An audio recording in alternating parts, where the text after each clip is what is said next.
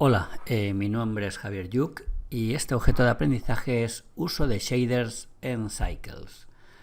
El guión que voy a seguir es el siguiente. En primer lugar haré una breve introducción sobre lo que son los shaders. Veremos qué tipos de nodos de shaders hay en Cycles y veremos las propiedades de algunos de los nodos principales de sombreadores. Por lo tanto, los objetivos que se persiguen en este objeto de aprendizaje son explicar cómo utilizar los shaders mediante los nodos de Cycles y ver las propiedades de los principales shaders. Los shaders, también llamados sombreadores en castellano, son algoritmos que calculan el color de los píxeles en función de la aplicación de un efecto gráfico, ya sea de iluminación, de materiales, etc. Los shaders pueden procesar vértices, píxeles o fragmentos de píxeles. En Cycles existen nodos que nos van a permitir generar efectos específicos, principalmente para aplicar materiales realistas y también efectos de iluminación.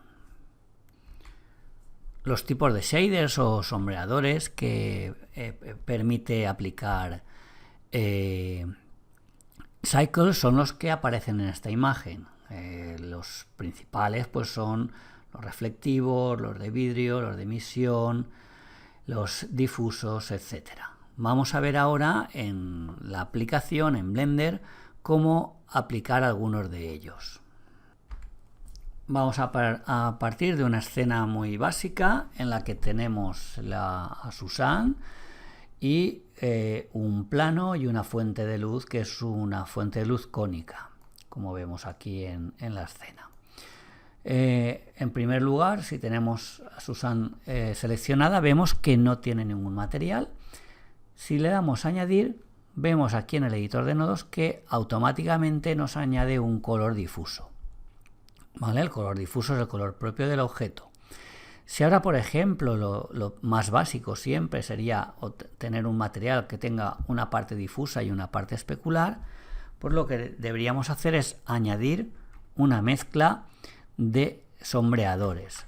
Aquí nos vamos a agregar sombreador y buscamos mezclar sombreadores. Si lo colocamos aquí en medio de estos dos, pues automáticamente los une la salida del difuso con el sombreador y el sombreador con la superficie del material, en este caso de Susan. Si ahora queremos añadir aquí un material reflectivo, que es lo que nos daría el brillo del objeto, pues lo tenemos que añadir aquí. Vamos a cambiar esto un poco, ponemos por ejemplo un color verde. El color de los brillos es el blanco, lo vemos aquí. Si este factor le damos un mayor valor hacia la izquierda, entonces el que está arriba es el que tiene todo el valor. Por lo tanto, este sería un material completamente difuso. Si aquí, por el contrario, incrementamos este valor, pues la parte especular tiene más fuerza. Si lo dejamos al 50%, con 0,1, tendríamos un objeto difuso con brillos especulares de la parte reflectiva. Si ahora, por ejemplo, quisiéramos darle un efecto de vidrio transparente a Susan, pues eliminaríamos estos dos sombreadores y añadiríamos, por ejemplo, un BSDF de vidrio, lo pondríamos aquí, y luego añadiríamos un BSDF transparente como el que tenemos aquí y lo añadiríamos aquí. Luego aquí podemos cambiar los colores, hacerlo más oscuro, más claro, como nosotros quisiéramos. Incluso el vidrio, pues hacerlo de diferente color. Si hacemos el render, vemos el resultado. Aquí vemos como el efecto de vidrio sobre la cabeza de Susan. Otro sombreador que se utiliza bastante es, por ejemplo, para añadir iluminación a una escena. Vamos a eliminar la fuente de luz y lo que vamos a hacer es añadir aquí un plano, y a ese plano le vamos a aplicar un material emisivo para que emita luz sobre la escena.